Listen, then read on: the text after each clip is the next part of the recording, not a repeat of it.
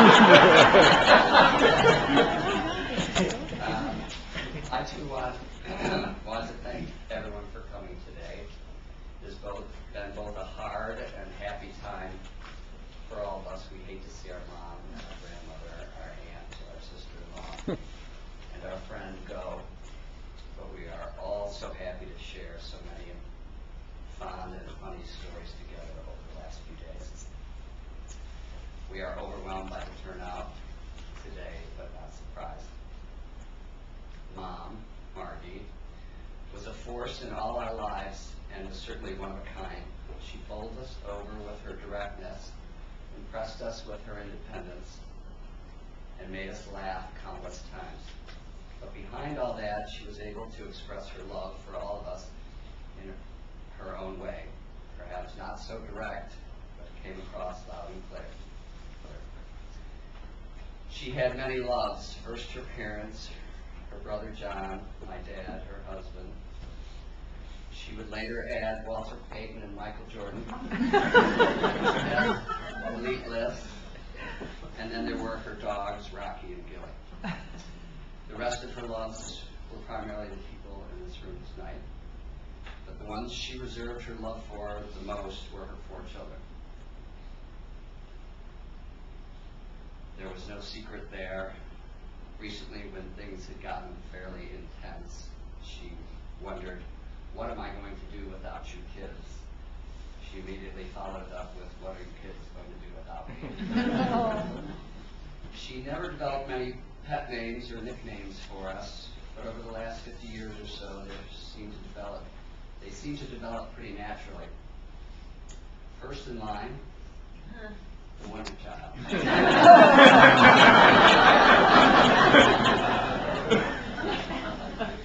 Pat has always embodied the positive attitude of my mom's, the love of sports, and those fountain of youth genes.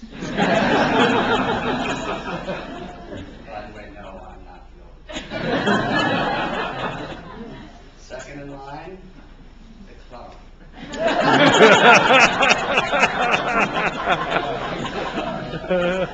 And what greater compliment could there be? The nose, the chest, the eyes, the legs, the whole package. Tracy not only inherited my mother's good looks, but also mastered her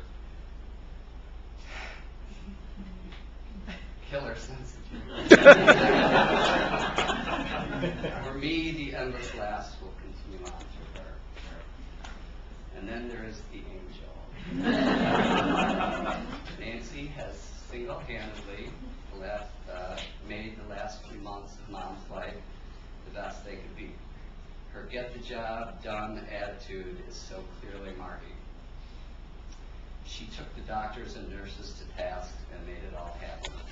She watched over my mother as she had watched over us for so many years.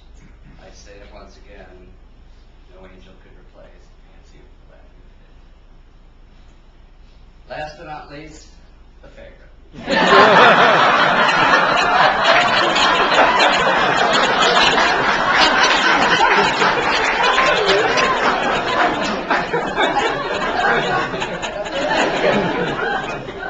Really any question?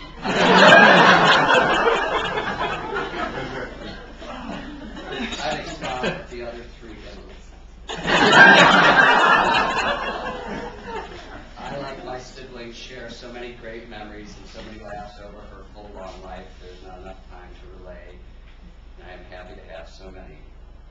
I have a couple I will try to share here. Early on, there was the egg salad sandwich.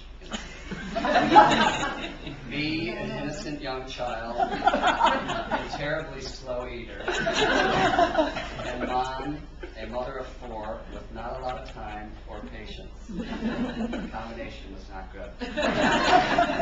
Finally fed up at my lack of progress in eating my lunch, she picked the sandwich and crammed it in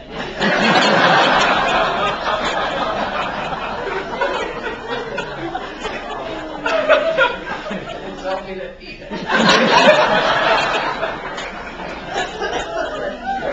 It may have been a goddamn dinner.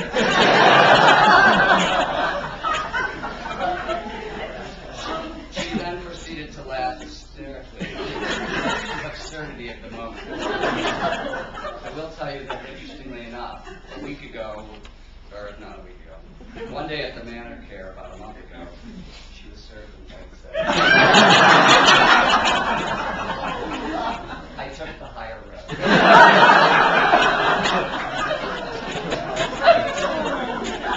I did ask her if she needed some help with it, and we had a good laugh. Another time at my nephew Tim's christening, we shared a religious moment together. As you know, she wasn't a churchgoer, nor was I, but she was surprised that I was able to respond after the appropriate statements. I told her that you just listen to the priest and he tells you what to say. Well, the next set came up, and before the priest could even finish the first line, she sat up straight and quite vocally exclaimed, "Lord, hear our prayer!" Everyone turned around. It was beyond hilarious.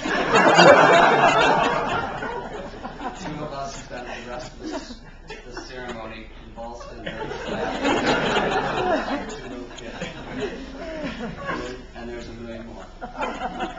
We shared many things together. Making each other laugh was foremost. We also shared a love of gardening. Frank Sinatra, unless we forget the alma mater, the University of Michigan. Mighty Wolverines. She also shared with me the love of so many of my friends.